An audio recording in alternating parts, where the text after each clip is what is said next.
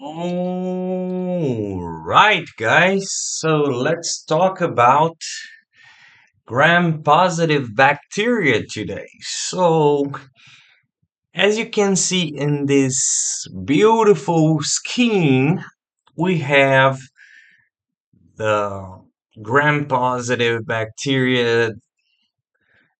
They're divided into bacilli, cocci, and branching filamentous. So, we can start with this side, but as you can see, um, I will give you some tips about the most important aspects of this figure. I can also provide you the slides, but nevertheless, let's start. So, gram-positive master algorithm. As you may see here, we have Libaco. This is a mnemonic I created, so Listeria, Bacillus, and Corynebacterium diphtheriae. So, Listeria. Listeria is important that you know that pregnant babies are population affected on your step 1 and step 2 for the USMLE. You can have deli meats, cheese. This is the kind of food they can give you in the stem. And Listeria has tumbling motility, so it can jump from one cell to another cell. Pretty straightforward. So Listeria is an important bacteria for babies and pregnant women. Pregnant women, it can causes infection in the amnion, so that's bad for the mother. Bacillus cereus is basically uh, reheated rice. So fried rice, they'll tell you that there is basically rice, and it's pretty straightforward. That there's no secret. So it has this toxin. You can reheat the rice, even though it's gonna happen anyways. Right? So let's see. Libaco, the third one is Corynebacterium diphtheriae. This is hard to pronounce, right? So it produces pseudomembrane in your throat, myocarditis, neuropathy. It can help. It can happen because of AF2 rebosylation.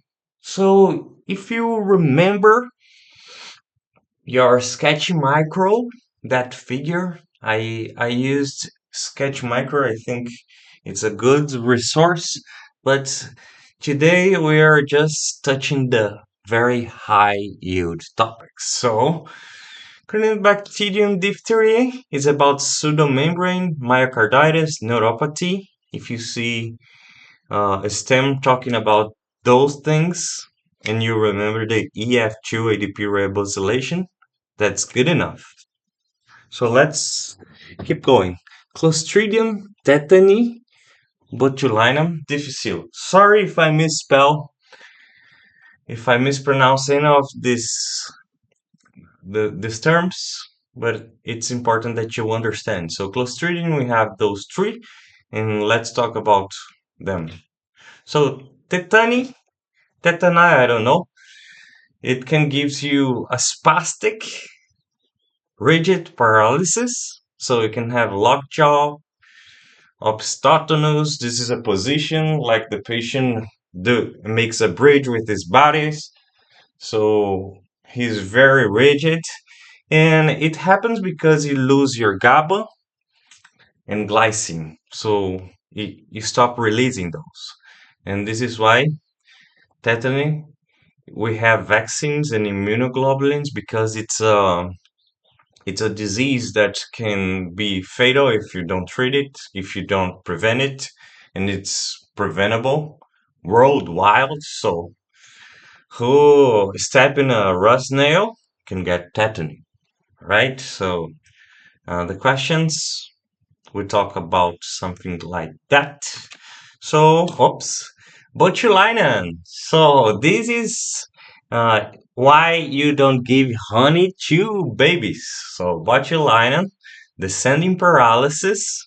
It's a flaccid descending paralysis. So is it's an important detail because uh, the paralysis starts from up to down, and it's just a detail that I can ask. Okay, so honey decrease acetylcholine release, so you cannot move. So if you're flaccid, all right. So in the case of tetana, it's just you can't stop moving, and in this one, you cannot move. So pretty simple, guys. And for C. difficile, this is, I think, on step two is where you see this most often. So after antibiotics, you can have water diarrhea, especially after clindamycin cephalosporins. So you can form those pseudomembranes. Uh, like a time ago, few years ago, the treatment was metronidazole. You can still remember that chocolate fabric on Sketch Micro, but nowadays it's Fidamox, fidaxomicin and vancomycin. So those are you see in Sketch Micro they put a van, so vancomycin. But if I'm not sure, they don't uh, they don't have a picture about fidaxomicin. So yeah. So the branching filaments, if you remember that there are two figures, nocardia, actinomyces, Israelii. So nocardia, no card games. If you remember, there was that cowboy that was shooting someone else in the hat, and there was a cat in the figure. So this is nocardia. It's immunocompromised pneumonia. It can go to the lung and brain, and sometimes they try to confuse you with TB, but it's a little bit different. The important thing is that you treat it with TMP SMX, and it's a weekly acid fast. So it's not that hard. You're gonna see it sometimes, and you remember the SNAP. So SMX, sulfonamides for nocardia, and ampicillin, actinomyces penicillin. So actinomyces is a Rayleigh. If you remember Sketch Micro, there's a guy that has uh, like in his face there is like a bandage, something like that. So it happens in the like if we do dental procedure, you can get jaw abscesses, draining like pus from those sulfur granules. That's not hard at all. You just have to have this on the back of your mind. Sometimes they will ask you. So Staphylococcus coagulase positive, it's aureus. Coagulase negative, it's epi and sapro. And strep is different. We'll talk about them. So Staph aureus is very important for your test. You have to know that it can cause abscesses, endocarditis, osteomyelitis. Post osteomyelitis, Staph aureus is very common. So even like you can have septic arthritis with Arios in step 2CK. I think they asked more about that. And gonococcal septic arthritis, but they'll give you hints. It's a sexual active person. But so you can have pneumonia, toxic shock syndrome. In first aid, they will tell you, if I'm not wrong, TSST, and it's in hyperantigen, something like that. And in the case you have the MRSA, the the resistant Staph aureus, they changed the PBP, the protein in the think in the membrane or in the cell wall. They change it, and then you have to use vancomycin. All right. So epidermidis, you have to remember medical devices. It can form biofilms, and it can also in the so in those medical devices, it can, like if you have a catheter for venous fluid, if it's there for long periods, you can have that, and even in joints, arthritis, septic arthritis, and novel biocin sensitive. So the in first aid they have like some mnemonics about that, if it's sensitive, if it's not. But I don't see that often asked. But I did my step one for a while now. You can correct if I'm wrong, but yeah. So saprophyticus and epi, they're in the same figure in sketch. So the saprophyticus is just UTI, young human, beautiful girls, like sexually active, and they are novel biocin resistant. So epi sensitive, and saprophyticus resistant. Mm, not hard at all. If you think like a young woman is um, very beautiful and resistant to all, but because she can choose anyone to be his her partner, all right. So you can choose your own mnemonic for that. So Streptococcus, the difference is because they're catalase negative and staph is positive.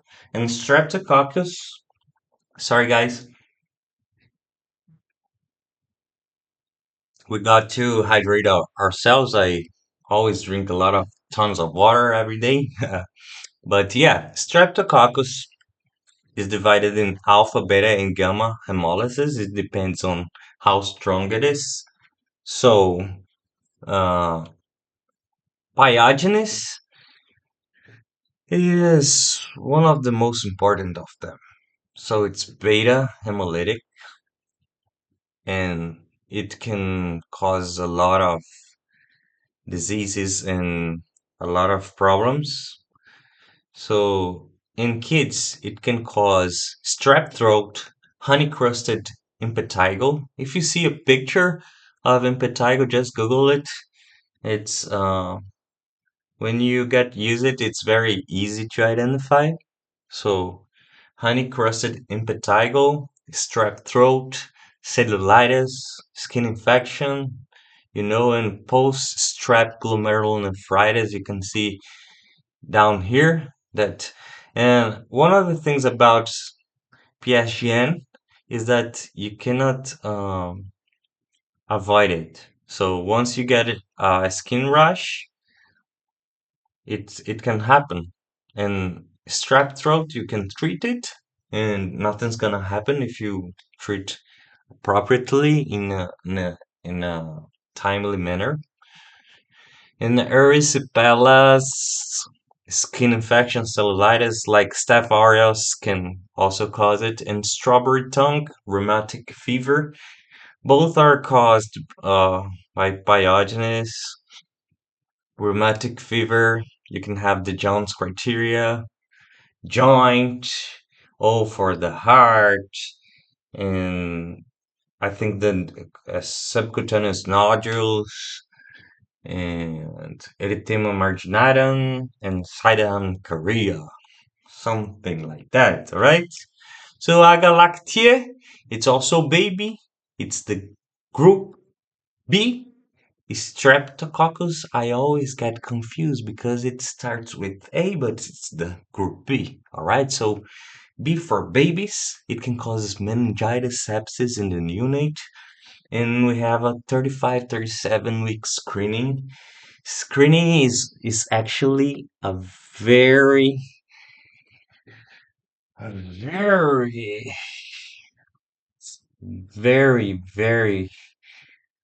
very annoying for step two, but actually it's pretty practicable. In practice, if you're attending patients, you have to know, but it's annoying. I can't, I cannot say that it isn't. So penicillin for Agalactiae. For babies, we usually give ampicillin, gentamicin, this combination of antibiotics. So it solves meningitis, urinary tract infections, and sepsis. So ampicillin plus genta is a good combination for babies. All right, so pneumococcus, MOPS. What is MOPS? It's a mnemonic to describe or for us to remember the most common infections caused by pneumococcus. So, meningitis, otitis, pneumonia, sinusitis. So, airways and your ear infection. It has a capsule. It's important to know, lancet-shaped diprococci. So it's a streptococcus because they form like guards. They're not gathered like clusters like staph. And optogen sensitive. So they're optogen sensitive. And I think viridans. So they are alpha hemolytic, and viridans. The they're in your mouth. They're they're also alpha, and in this case, pneumococcus is optogen sensitive, but viridans is resistant. I didn't put it on this slide, but never mind. So viridans for teeth can cause endocarditis. So this is why we can prescribe amoxicillin for some patients before they do dental procedures, especially if they have like prosthetic valves and some issues with their hearts, all right? And enterococcus, there is this phrase that summarizes some of the diseases they can cause. And U is for UTI, love, endocarditis, like the heart, and biliary tree. So do you love trees? And also remember that enterococcus, oh, it's a gamma hemolytic, all right? So remember that enterococcus are they have like some very resistant bacteria in their group, and that can cause a lot of hospital problems with antibiotics. So you can use vancomycin, linezolid, so very strong antibiotics for those kind of species. So this is why they and bovis are like shit because they enterococcus cause you a lot of problem. In bovis, if they're on your heart, they can cause colon cancer. All right, so this is the our summary. I can provide you this slide if you guys want. We have so catalase positive staphylococci, catalase negative streptococci, and mollisons on blood agar. So alpha is partial, beta is complete, and gamma no hemolysis at all. And here you can see some details. Sometimes they will ask you about those details if they're nasty, but I think we covered the most important aspect. So you can read the questions then and you can identify. And by doing some exercises, you're gonna get used to what are some of the nasty details they like the most. So for this video, that's it. If you like the channel, support our channel by liking or sharing with your friends or subscribing to our channel. And that's it. Thank you very much. Have a nice one.